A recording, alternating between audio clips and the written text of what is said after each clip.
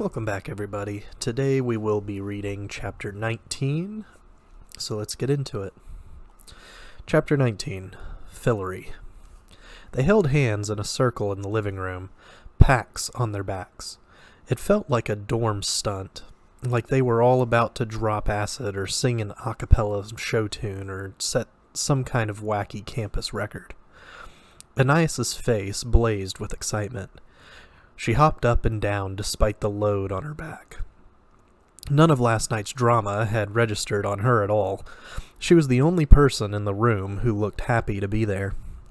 The funny thing was that it had worked. Quentin wouldn't let it alone.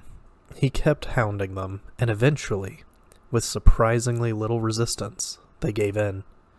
Today would be the day. Partly, they were afraid of him, with his scary glittering pain eyes, but partly it was because they had to admit he was right. It was time to go, and they'd just been waiting for somebody, even somebody as obviously drunk and demented as Quentin was, to stand up and call it. Looking back in a philosophical frame of mind, it occurred to Quentin that he'd always thought this would be a happy day, the happiest day of his life. Funny how life had its little ways of surprising you, little quirks of fate. If he wasn't happy, he did feel unexpectedly liberated. At least he wasn't hunched over with shame anymore. This was pure emotion, unalloyed with any misgivings or caveats or qualifications. Alice was no longer the alabaster saint here. It was not so hard to meet her eyes across the circle. And was that a flicker of embarrassment he saw in hers? Maybe she was learning a little something about remorse, what that felt like. They were down in the muck together now.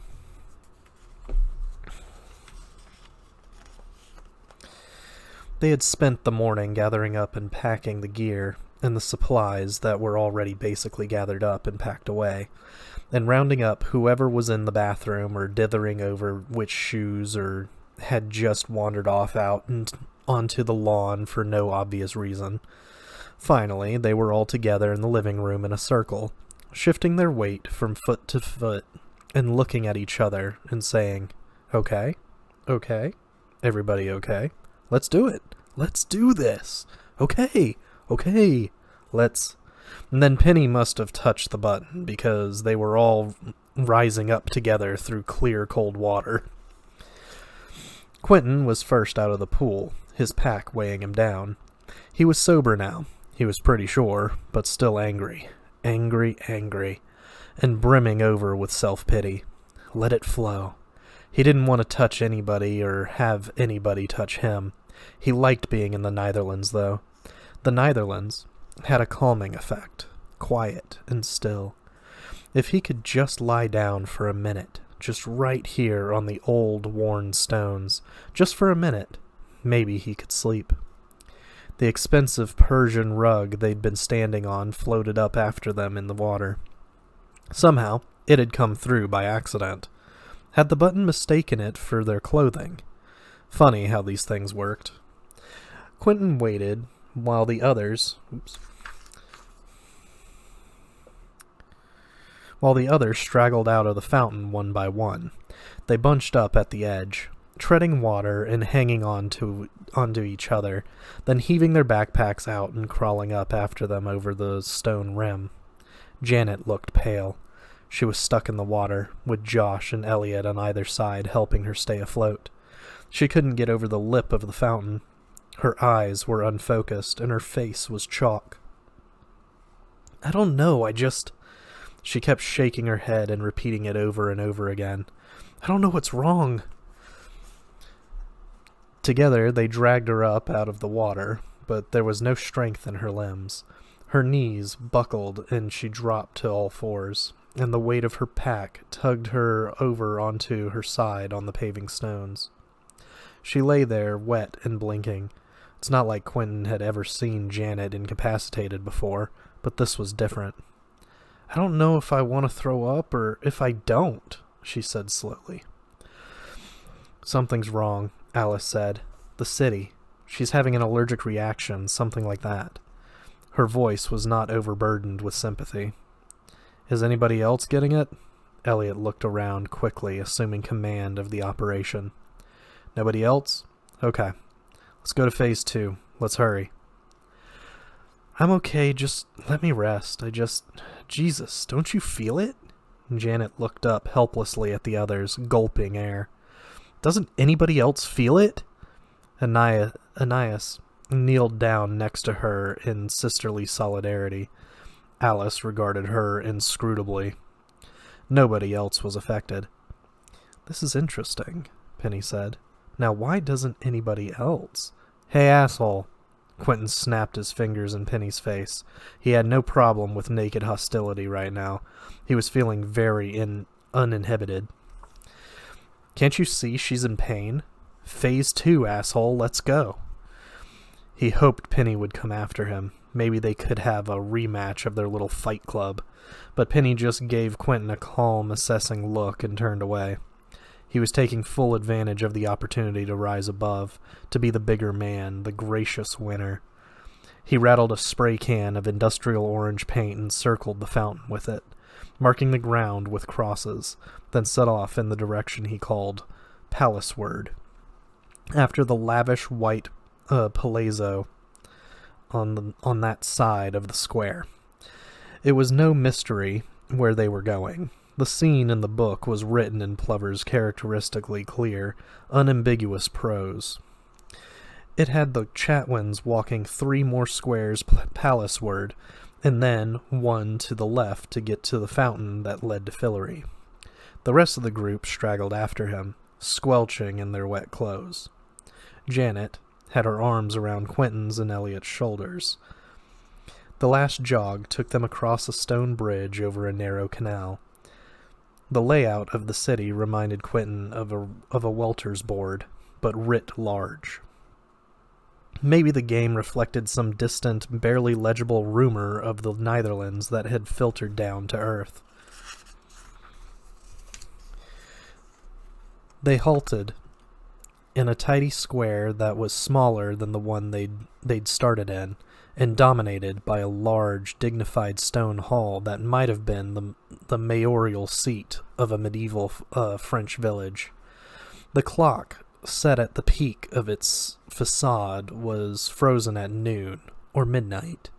The rain was getting heavier. In the center of the square was a round fountain, a figure of Atlas half crushed beneath a bronze globe. Okay, Penny spoke unnecessarily loudly. The big ringmaster. He was nervous. Quentin could see. Not so tough now, lover man. This is the one they use in the books, so I'm going through to check weather conditions. What do you want, a drum roll? Janet snapped through clenched teeth. Go! Penny took the white button out of his pocket and gripped it in his fist. Taking a deep breath, he mounted the lip of the pool and stepped off, straight-legged, into the still water. At the last moment, he reflexively held his nose with one hand. He dropped into the dark water and disappeared. It had swallowed him up. There was a long hush. The only sound was Janet's hoarse panting and the splashing of the fountain. A minute passed. Then Penny's head broke the surface, sputtering and blowing. It worked, he shouted. It's warm, it's summer. It's summer there. Was it Fillery? Josh asked. I don't know. He dog-paddled over to the lip of the pool, breathing hard. It's a forest. Rural. No signs of habitation. Good enough, Elliot said. Let's go. I'm okay, Janet said. No, you're not. Let's go, everybody. Richard was already going through the packs, tossing out the winter gear, the brand new parkas and woolly hats and electric socks in an expensive multicolored heap. Line up, sitting along the edge, he said over his shoulder, feet in the water, holding hands. Quentin wanted to say something sarcastic, but couldn't think of anything. There were heavy rusted iron rings set into the edge of the pool. They had stained the stone around them a dark furous brown. He lowered his feet into the inky water. The water felt slightly thinner than real water, more the consistency of rubbing alcohol. He stared down at his submerged shoes. He could barely make them out. Some tiny, sane part of him knew he was out of control, but that wasn't the part of him that had its hands on the wheel. Everything anybody said sounded to him like a nasty double entendre calculated to remind him of Alice and Penny. Atlas appeared to be leering at him. He was dizzy from lack of sleep.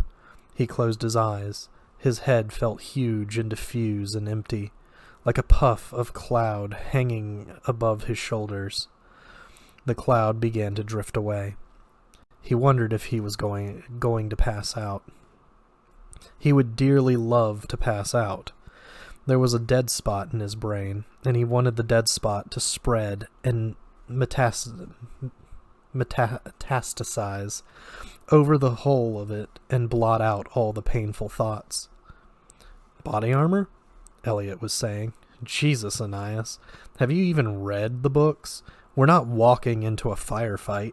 We're probably going to be eating scones with a talking bunny." "Okay," everybody called.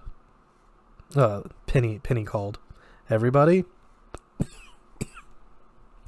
They were all sitting, all 8 of them, in an arc around the edge of the fountain, scooched forward so they could drop in without using their hands, which were tightly clasped. Janet lolled on Elliot's shoulder, her white neck exposed. She was out cold. She looked terribly vulnerable. To Quentin's right, Josh was studying him with concern. His huge hands squeezed Quentin's. "It's okay, man," he whispered. "Come on. You're okay. You got this." Probably everybody took a last look around, locked eyes, felt a frisson. Elliot quoted Tennyson's Ulysses about seeking new worlds and sailing beyond the sunset. Somebody whooped, maybe Ananias. The whoop had a francophone quality, but Quentin didn't whoop. He didn't look. He just stared at his lap and waited for each successive second to impose itself upon him, in turn like an uninvited guest the way the previous one had. On Penny's signal, they dropped into the fountain together, not quite in sync, but almost. It had a Busby Berkeley feel to it. Janet, more or less, face-planted forward into the water.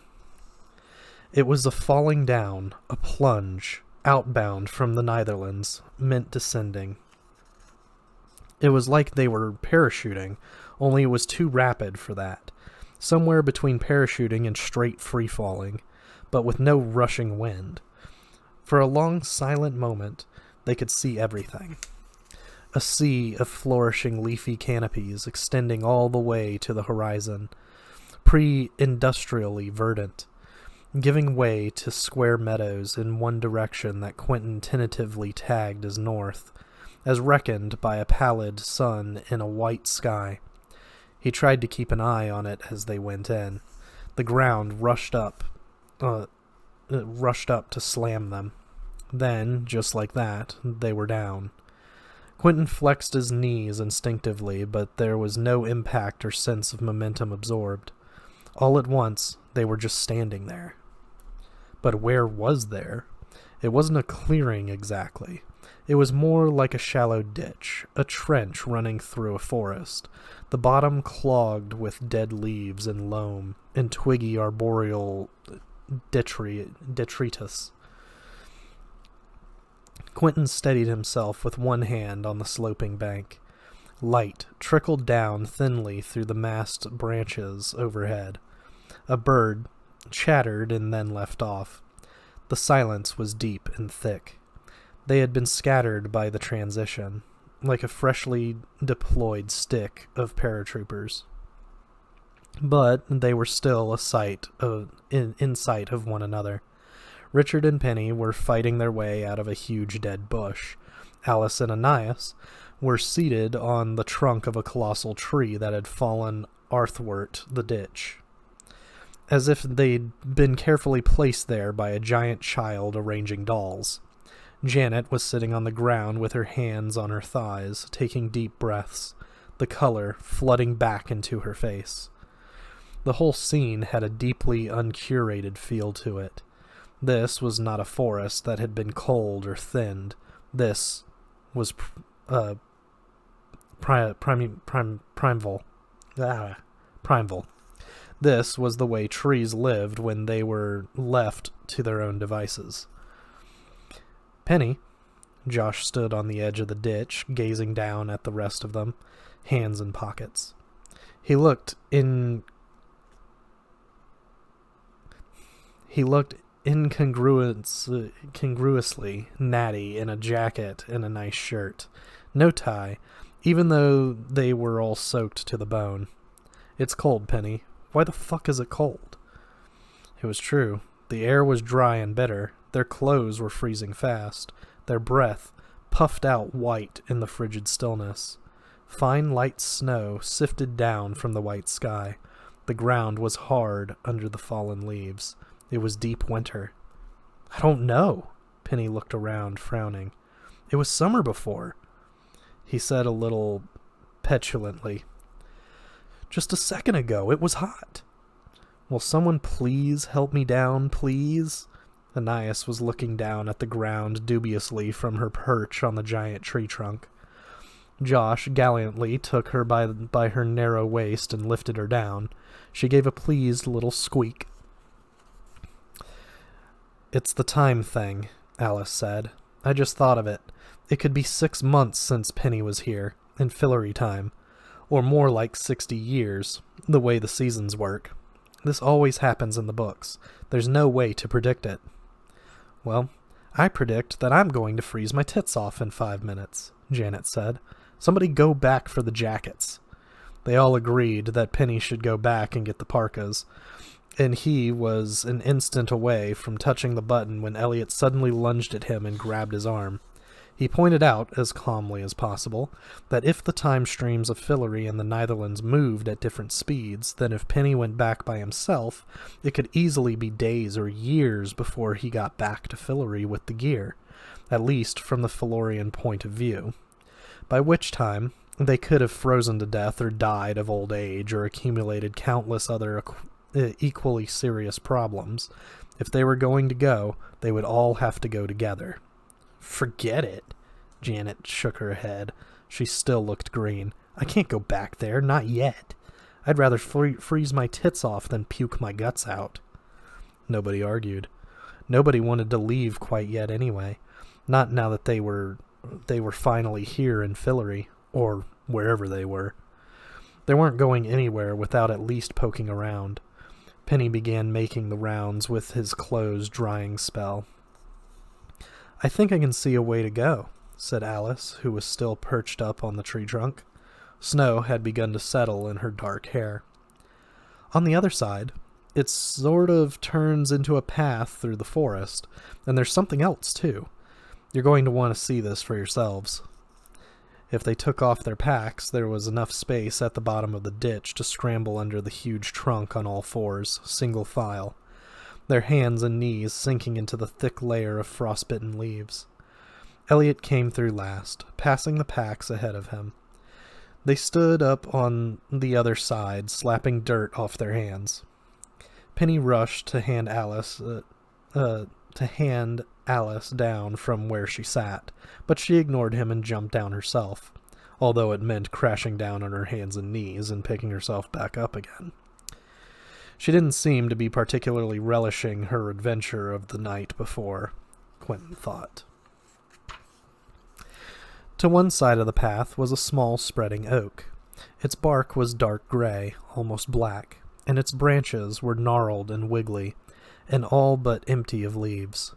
Embedded in its trunk at head height, as if the tree had simply grown up around it, was a round, ticking clock face a foot across. One by one, without speaking, they all scrambled up the sloping bank to get a closer look. It was one of the Watcherwoman's clock trees. Quentin touched the place where the tree's hard, rough bark met the smooth, silver bezel around the clock face. It was solid and cold and real. He closed his eyes and followed the curve of it with his finger. He was really here. He was in Fillery.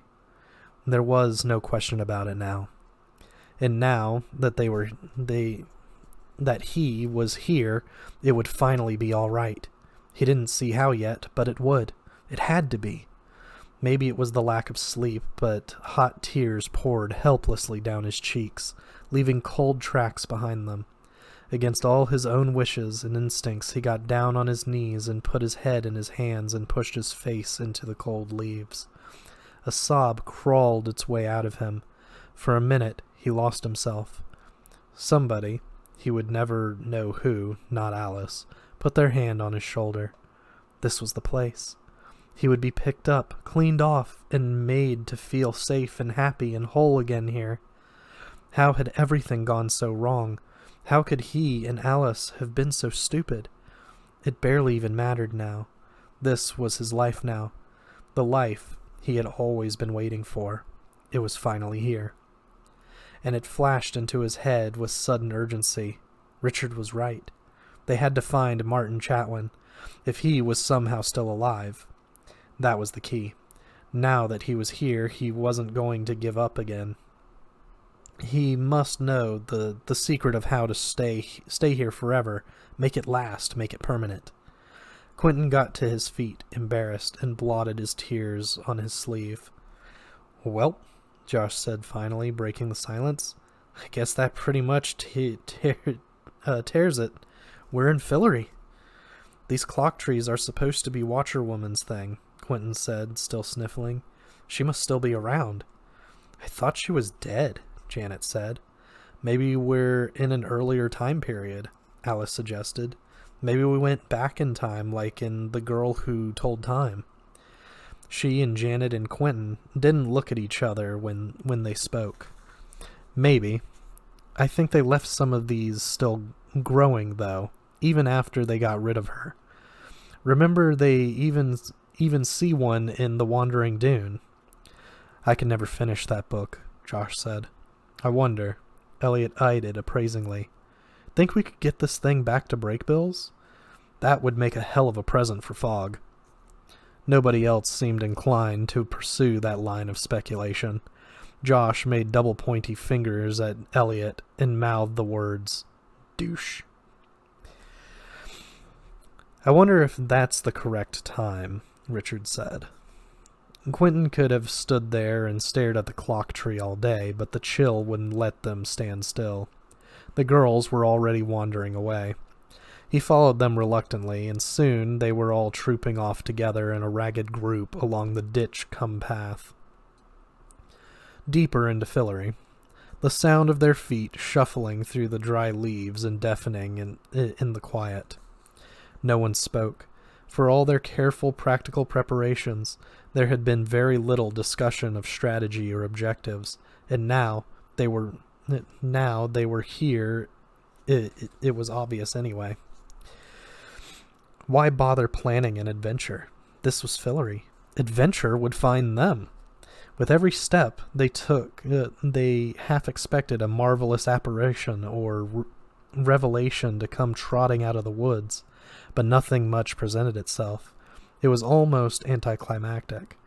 Or was this just the build-up to something really amazing? The remains of ragged stone walls trailed off into the underbrush.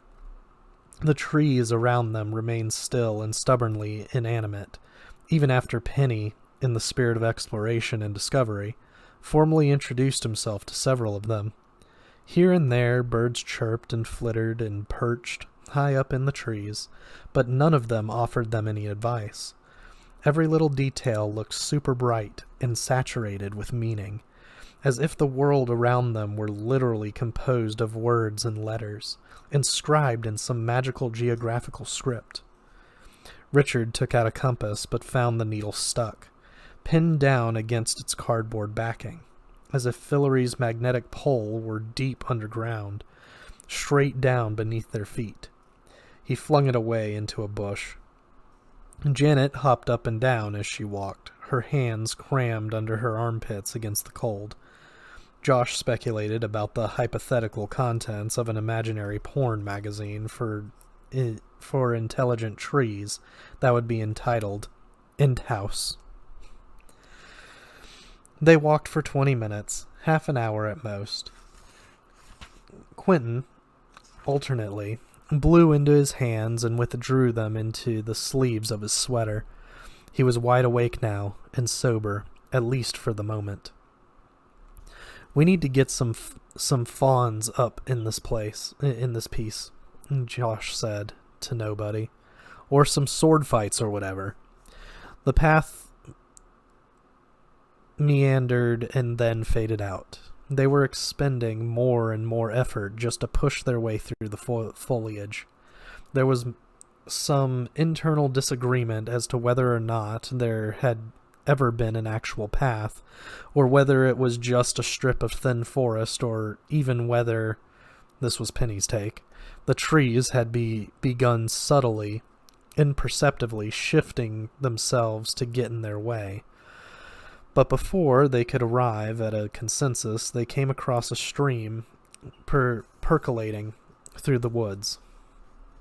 It was a lovely little winter stream, wide and shallow and perfectly clear, twinkling and lapping along as if it were delighted to have just found this twisty channel. Wordlessly, they gathered at its edge. The rocks were capped with round dollops of snow, and the quieter eddies along the banks had iced over. A branch poking up in the middle of the stream was hung with fabulous Gothic sculpted icy drops and buttresses all along its length. There was nothing overly supernatural about it, but it temporarily satisfied their appetite for wonder. On Earth, it would have been a charming little rill. Nothing more, but the fact that they were seeing it in Fillery, in another world, possibly the first Earth beings ever to do so, made it a glittering miracle. They had stared at it for a full minute in rapt silence before Quentin realized that right in front of them, emerging from the deepest part of the stream, was a woman's naked head and shoulders. "Oh my God," he said. He took a clumsy, numb step backward, pointing. "Shit, you guys!" It was surreal. She was almost certainly dead. The woman's hair was dark and wet and thick with clumped ice. Her eyes, she appeared to be looking right at them, were midnight blue and didn't move or blink, and her skin was a pale pearlescent gray. Her shoulders were bare. She looked 16 at most. Her eyelashes were clotted with frost. "Is she?" Alice didn't finish the question. "Hey!" Janet called. "Are you all right?" "We should help her and get her out of there." And Quentin tried to get closer, but he slipped on a frozen rock and went in up to his knee. He scrambled back onto the bank, his foot burning with cold. The woman didn't move. "We need rope. Get the rope. There's rope in one of the packs." The water didn't even look deep enough to submerge her that far, and Quentin actually wondered, horribly, if they were looking at a body that had been severed at the waist and then dumped in the water. Rope. What was he thinking? He was a damn magician. He dropped the pack he was rifling through and began a simple kinetic spell to lift her out. He felt the premonitory warmth of a developing spell in his fingertips, felt the weight of the tug of the body in his mind. It felt good to do magic again, to know that he could still focus despite everything. As soon as he started, he realized that the circumstances were scrambled here. Different stars, different seas, different everything. Thank God it was a simple spell. The grammar was a shambles. Alice corrected him in a clipped voice as he worked. Gradually, the woman rose up, dripping out of the water. She was whole, thank God, and naked. Her body was slim, her breasts slight and girlish. Her nails and nipples were pale purple. She looked frozen, but she shuddered as the magic took hold. Her eyes focused and came awake. She frowned and raised one hand, somehow halting the spell before he was finished, with her toes still trailing in the freezing water. "I am a niad. I cannot leave the stream." By her voice, she could have been in junior high. Her eyes met Quentin's. Your magic is clumsy, she added. It was electrifying. Quentin saw now that she wasn't human. Her fingers and toes were webbed. To his left, he heard a shuffling noise. It was Penny. He was getting down on his knees on the snowy bank. We humbly apologize, he said, head bowed. We most humbly seek your pardon. Jesus Christ, Josh Stage whispered. Dork. The hovering nymph shifted her attention. Stream water rilled down her bare skin. She tilted her head girlishly. You admire my beauty, human? She asked Penny. I am cold. Would you warm me with your burning skin? Please, Penny went on, blushing furiously. If you have a quest to bestow upon us, we would gladly undertake it. We would gladly... Mercifully, Janet cut him off. We're visitors from Earth, she said firmly. Is there a city around here that you could direct us to? Maybe Castle Whitespire? We would gladly undertake to do your bidding, Penny finished. Do you serve the rams? Alice asked. I serve no false gods, human girl, or goddesses. I serve the river, and the river serves me. Are there other humans here? Anais asked. Like us? Like you? The nymph smiled saucily, and the tip of a startling blue tongue appeared for an instant between her rather sharp-looking front teeth. Oh no, not like you. None so cursed. At that moment, Quentin felt his telekinetic spell cease to exist. She'd abolished it, though he didn't catch how. Without a word or a gesture. In the same instant, the niad flipped head down and dived, her pale, periwinkle buttocks flashing in the air, and vanished into dark water that looked too shallow to contain her. Her head poked up again a moment later. I fear for you here, human children. This is not your war. We're not children, Janet said. What war? Quentin called. She smiled again between her lavender lips. Her teeth were pointy and interlocking like a fighting fish's. She held something dripping in her webbed fist. A gift from the river. Use it when all hope is lost. She tossed it at them overhand. Quentin caught it one-handed. He was relieved, out of all proportion to its actual importance, that he didn't bobble it. Thank God for his old juggling reflexes. When he looked up again, the nymph was gone. They were alone with the chattering brook. Quentin was holding a small ivory horn chased with silver. Okay, Josh shouted. He clapped his hands and rubbed them together. We are definitely not in Kansas anymore. The others gathered around to look at the horn. Quentin handed it to Elliot, who turned it over a few times, peered into one end, then the other. I don't feel anything on it at all, Elliot said. Looks like something you'd buy in an airport gift shop. You wouldn't necessarily feel it, Penny said proprietarily. He took it and stowed the horn in his pack. We should have asked her if this is Fillery, Alice said quietly. Of course it's Fillery, Penny said. I'd like to be sure, and I'd like to know why we're cursed. And what's this war? Richard asked. His heavy brows nodded. This raises a lot of questions. And I didn't like those teeth, Alice added. Jesus, Josh said. Jesus, that was a niad, people. We just saw a river nymph. How cool is that? How cool are we, huh? Fucking Fillery, people. He grabbed Quentin's shoulders and shook him. He ran at Richard and made him bump chests. Can I just say that she was pretty hot? Said Janet. Yeah, I'll take that over a fawn any day, Josh said. Anais swatted him. Hey, that's Penny's girlfriend you're talking about, Janet said. Show some respect. The tension faded, and for a minute they all chattered among themselves, giving one another shit and just geeking out on the sheer alien magic of it all. Was she corporeal? Did she become fluid once she entered the stream?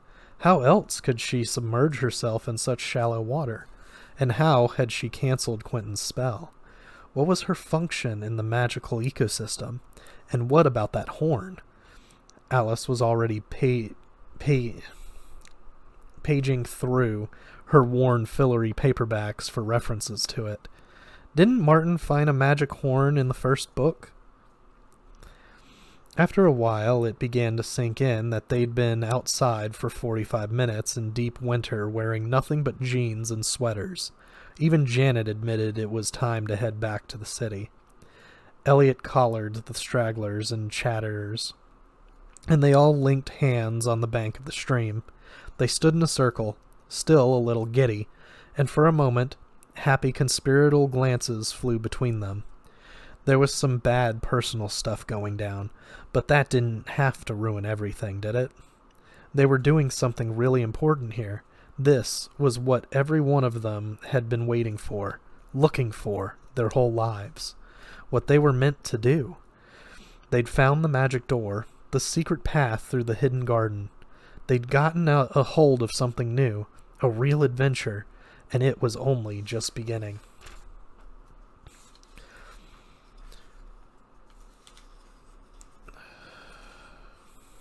It was in that hush that they heard it for the first time, a dry, rhythmic ticking sound. It was almost lost in the twittering of the brook, but it grew louder and more distinct. One by one, they stopped talking to listen. It was snowing more heavily now. Out of context, it was hard to place. Alice was the first to twig. "It's a clock," she said. "That's a clock ticking." She searched their faces impatiently. "A clock," she repeated, panically now. "Watcherwoman! That's the Watcherwoman!" Penny fumbled hastily for the button. The tick-tock grew even louder, like a monstrous heart beating, right on top of them, but it was impossible to tell what direction it was coming from. And then, it didn't matter, because they were floating up through cold, clear water to safety. This time, it was all business. Back in the city, they gathered up their cold weather gear, all except for Janet, who lay limply on the ground doing yoga breathing, and then got back in the fountain, where they linked hands along the edge with what was becoming practiced ease. Janet found the strength to make a joke about Anita Ekberg in La Dolce Vita. They nodded once all around and slipped back in unison. They were in Fillery again, set down by the stream they'd just left, but the snow was gone. It was an early fall day now. The air full of lukewarm mist. The temperature felt like high 60s. It was like time-lapse photography. The branches of trees that had been bare 5 minutes ago now swarmed with turning leaves. One golden leaf floated tinnily, impossibly high in the gray sky on some fluky updraft. The grass was littered with glassy puddles from a torrential autumn rain that must have ended only minutes earlier. They stood around in the mild air, hugging their bundles of parkas and woolly gloves and feeling foolish. "Overdressed again," Elliot said. He dropped his bundle in disgust. Story of my life. No one could think of a reasonable alternative to just leaving the winter gear lying there on the wet grass. They could have gone back to the Netherlands to store it, but then it might have been winter all over again when they got back. It seemed ridiculous, a bug in the system, but it didn't matter. They were energized now. They filled their canteens from the stream. A bridge spanned the creek 50 yards downstream, a gentle arch made of intricate, curly Fillorian ironwork. Quentin was sure it couldn't have been there before, but Richard insisted they just hadn't seen it through the snow-laden branches. Quentin looked at the flowing, burbling water. There was no sign of the nymph. How much time had passed since they were last here, he wondered. Seasons in Fillery could last a century. Or had they gone back in time? Was this the same adventure? Or were they starting a new one?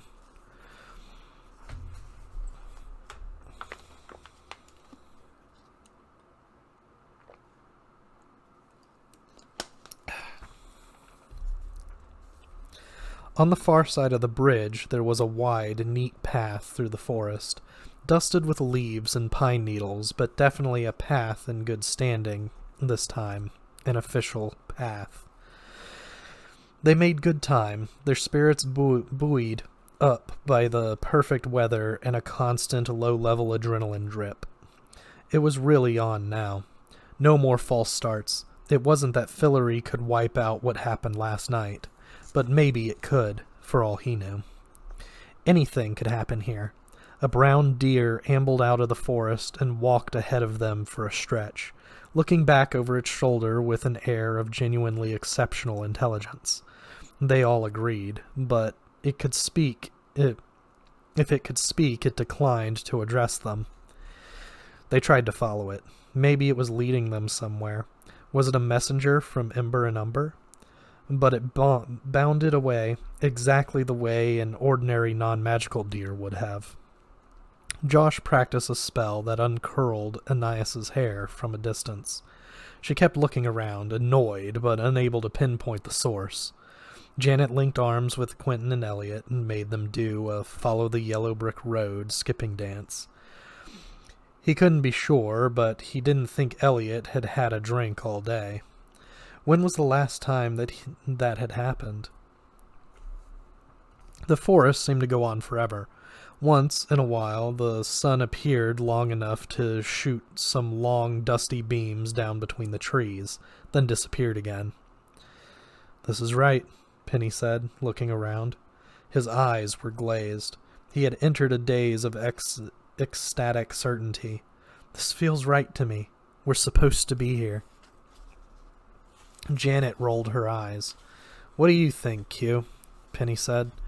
"Doesn't this feel right to you?" Without knowing how it happened, Quentin had Penny's ratty t-shirt bunched in his fists. Penny weighed more than he counted on, but Quentin still managed to get him off balance and push him backward until his head clunked against the damp trunk of a pine tree. "Never speak to me," Quentin said evenly. "Do you understand? You do not address me directly, ever. You do not speak to me." "I don't want to fight you," Penny said. "That's exactly what the Watcher woman wants." "Did you not just hear what I said?" Quentin clunked Penny's head against the tree again, hard this time. Somebody said his name. "You lardy little fucking nub. Did you not just fucking hear what I fucking said? Was I unclear in any way?" He walked away without waiting for an answer. Fillory had better give him something to fight soon, or he was going to lose it completely. The novelty of actually physically being in Fillory was wearing thin.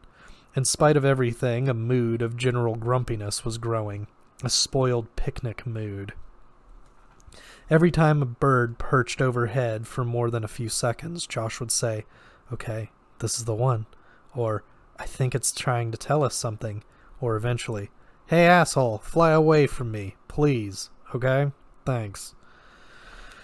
"At least the Watcher woman hasn't shown up," Elliot said. "If that even was the Watcher woman before," Josh said. "Supposedly, they got her in the first book, right? So..." "Yeah, I know." Elliot had a handful of acorns and was chucking them at trees as they walked. "But something's a little off here. I don't understand why that nymph wasn't boring us about Ember and Umber. They're always so pushy about them in the books. If there's a war between the Rams and the Watcher woman still going on, we're going to want to get with Ember and Umber stat," Alice said. "Oh yeah," Janet said. She made quotey fingers. "Stat."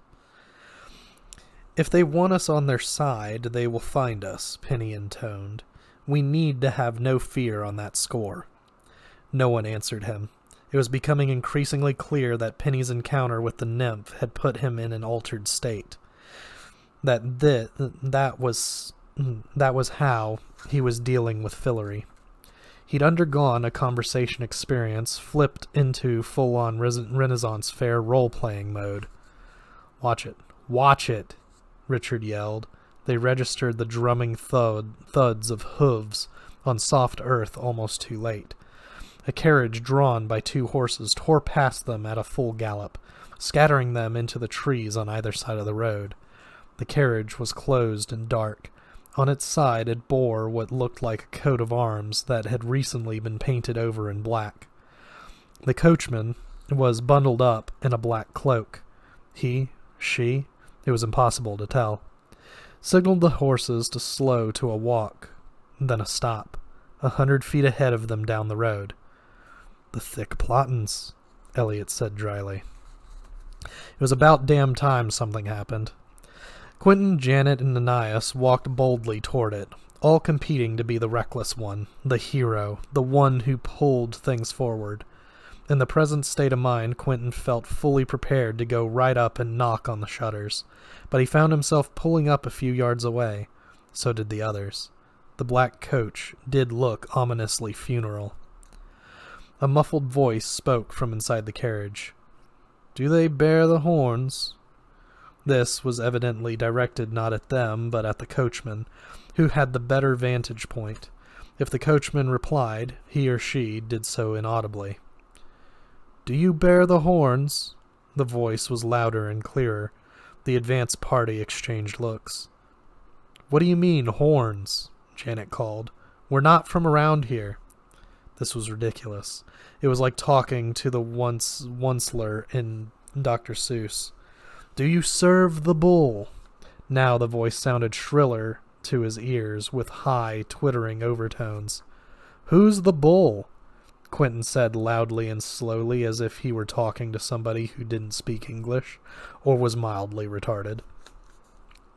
There was no bull in the Plover books, so... "We are visitors to your land. We do not serve the bull, or anybody else for that matter."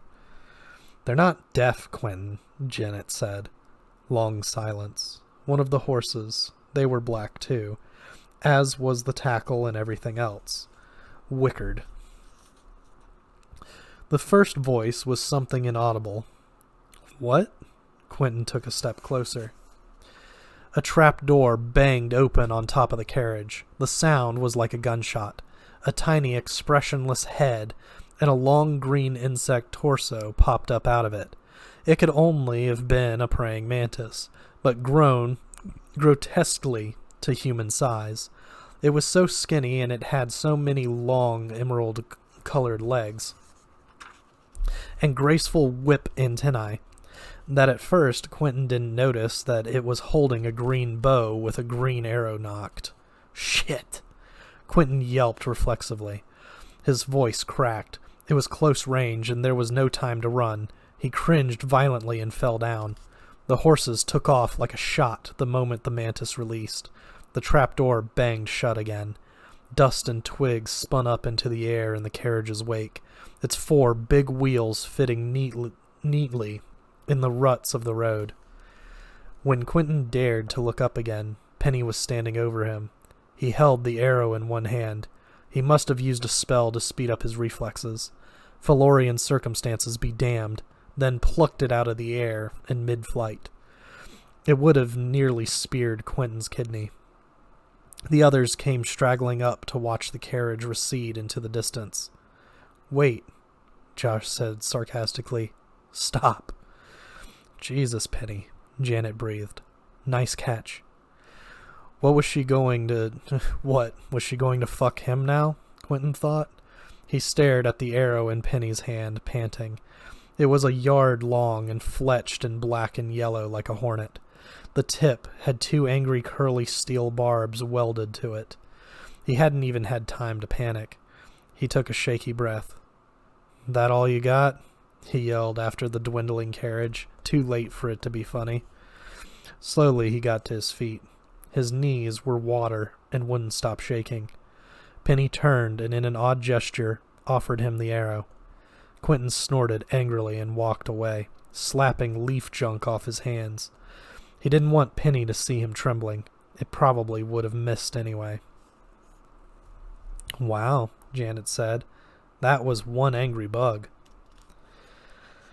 The day wore on. Light was leaking out of the sky, and the fun was leaking out of the afternoon.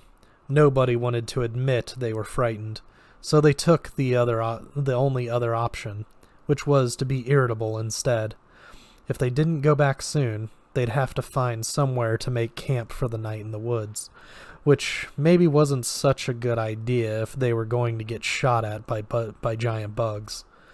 None of them had enough medical magic to handle a barbed shaft to the small intestine. They stood and argued on the dirt road. Should they go back to Buffalo? Maybe pick up some Kevlar after all? There were only so many arrows Penny could catch. Would Kevlar even stop an arrow? And what kind of political situation were they walking into here? Bugs and bulls, nymphs and witches? Who were the good guys and who were the bad guys? Everything was much less entertaining and more difficult to organize than they'd counted on. Quentin's nerves were thoroughly jangled, and he kept touching the place on his stomach under his sweater where the arrow would have gone in. What? Was it mammals versus insects now? But then, why would a praying mantis be fighting for a bull? The nymph had said this wasn't their war. Maybe she had a point. Quentin's feet were killing him, breaking in his brand new hiking boots. He'd never dried off the foot he'd soaked in the stream before, and now it felt hot and blistered and mildewy. He imagined painful fungal spores taking root and flourishing in the warm wetness between his toes. He wondered how far they'd walked. It had been about 30 hours since he'd slept. Both Penny and Ananias were adamantly against turning back. What if the Chatwins had turned back? Penny said. They were part of a story now. Had anybody actually ever read a story? This was the hump, the hard part, the part they'd be rewarded for later. You just had to get through it, and not to go on, but who are the good guys here? We are the good guys, and the good guys always survive. Wake up, Alice said. This isn't a story. It's just one fucking thing after another. Somebody could have died back there. She obviously meant Quentin, but didn't want to say his name. Maybe Helen Chatwin was right, Richard said. Maybe we're not supposed to be here. You don't get it, do you? Janet stared them down. It's supposed to be confusing at the beginning. The situation will get explained in time. We just have to keep moving. Keep picking up clues. If we leave now and come back, it'll be like 500 years from now and we'll have to start all over again. Quentin looked from one to the other of them. Alice, smart and skeptical. Janet, all action and thoughtless exuberance. He turned to Ananias to ask her how far she thought they'd walked, on the vague theory that a European person might have a more accurate sense of these things than a bunch of Americans. When he realized he was the only one of the party who wasn't staring off into the forest to their right. Passing them, through the darkened trees on a parallel course, was the strangest thing Quentin had ever seen. It was a birch tree, striding along through the forest. Its trunk forked a meter from the ground to form two legs on which it took stiff, deliberate steps. It was so thin that it was hard to keep track of it in the half-light, but its white bark stood out from the dark trunks around it. Its thin upper branches whipped and snapped against the trees it pushed past. It looked more like a machine or a marionette than a person. Quentin wondered how it kept its balance. "Holy crap," said Josh. Without speaking, they began to trail after it. The tree didn't hail them, but for a moment its crown of branches twisted in their direction, as if it were glancing over a shoulder it didn't have. In the stillness, they could actually hear it creaking as it forged along, like a rocking chair. Quentin got the distinct impression it was ignoring them. After the first 5 minutes of magical wonderment passed, it began to be socially awkward, blatantly following the tree spirit thing like this. But it didn't seem to want to acknowledge them, and they weren't about to let it go. As a group, they clung to it. Maybe this thing was going to put them in the picture, Quentin thought, if it didn't turn around and beat them all to death with its branches. Janet kept a close eye on Penny, and shushed him whenever he looked like he might be about to say something. "Let it make the first move," she whispered. "Freak show," Josh said. "What is that thing?" "It's a dryad, idiot. I thought those were girl trees. They're supposed to be sexy girl trees," Josh said plaintively. "And I thought dryads were oaks," Alice said. "That's a birch. What makes you think it's not a girl tree?" "Whatever it is," Josh said under his breath, "it's pay dirt. Fucking tree thing, man. Pay fucking dirt." The tree was a fast walker, almost bouncing along on its springy, kneeless legs, to the point where soon they would have to break into a half jog to keep up with it. Just when it looked like they were either going to lose their only promising lead so far, or segue into an undignified chase scene, it became obvious where it was heading anyway. Alright, that's it for today. We'll see you guys next week with Chapter 20.